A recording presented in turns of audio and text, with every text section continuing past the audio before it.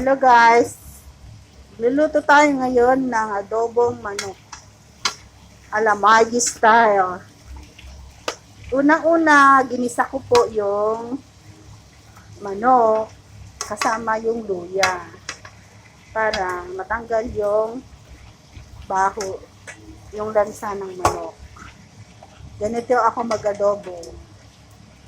Unahin ko yung luya, tas yung manok, sunod ko yung mga sibuyas, laurel, tsaka garlic. Isang kutsa ko muna tong manok hanggang mag-brown yung chicken. Ito po yung way ko na mag-adobo.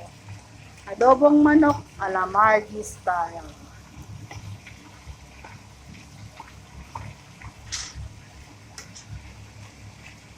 Yan po, nakikita nyo na brown-brown yung iba. Tapos, hanggang lahat po yun ay mag-brown. Mamaya po, babalik ulit tayo. Ngayon po, eto na po siya. Pwede na po natin lagyan ng mga ingredient niya. Ayan. Nawala na po yung sabaw. And nag-brown-brown na po siya. Tapos, pwede na po natin haluan ng lagay natin yung laurel, yung sibuyas at saka bawang,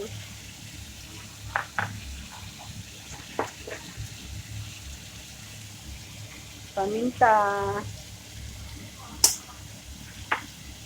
and then halo-haloin ng konti para maihalo yung mga nilagay natin bago. Yan po, ganyan. Ganyan po ako mag-adobo. Hindi po ako gumagamit ng